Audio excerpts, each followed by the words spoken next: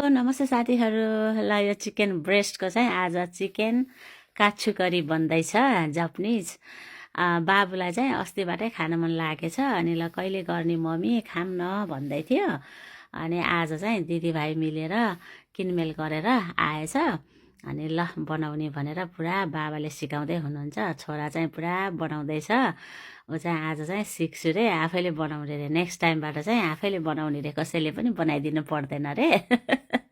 अनि पसलहरू पनि पुरा चिनिसकेछ के, सबै उसले किनमेल पनि पुरा गर्न जानेछ। अनि त्यो काच्छु सस पनि पुरा ल्याइसकेछ।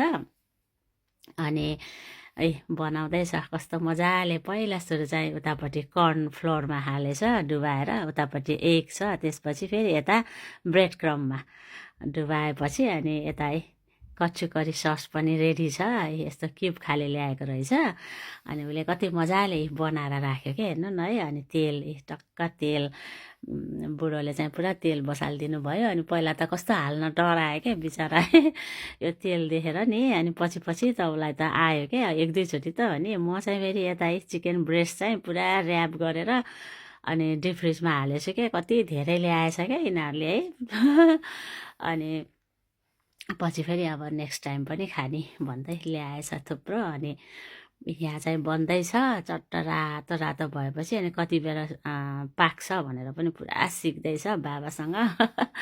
अनि त्यहाँबाट यता फेरि ससको लागि चाहिँ पुरा पानी उमाल्दै छ बाबुले। अनि यता फोड्न सकेन क्या उसले, अनि बाबाले फोडेर हालिदिनु भएछ। अनि सस पनि अब रेडी हुन लागेछ। दिदीभाइको लागि त कति हो कति, हाम्रो लागि त हामी त खाँदैनौँ, चिकन चाहिँ खान्छ। यो करी ससहरू चाहिँ अलिक खाँदैनौँ। हाम्रो लागि त चट्ट अर्कै खानाहरू रेडी छ। बुढो र मेरो लागि, यो चाहिँ दिदीभाइको लागि हो। अनि मैले चाहिँ चट्ट बाबुलाई हालिदिएँ खाना। अझै उसले चाहिँ भात अझै खान्छु भनेर पछि भात पनि थप्यो। अनि यसमा चाहिँ चट्ट करी सस हालिदिएपछि त आहा है कस्तो मिठो। उसले त कति खायो, अनि पछि फेरि थपेर पनि खायो। अहिले मैले हाल्दिनँ मात्र यति हालिदिएको। ल यस्तो स्पेसल भएछ मम्मी भन्दै खायो उसले त मस्त। हस्।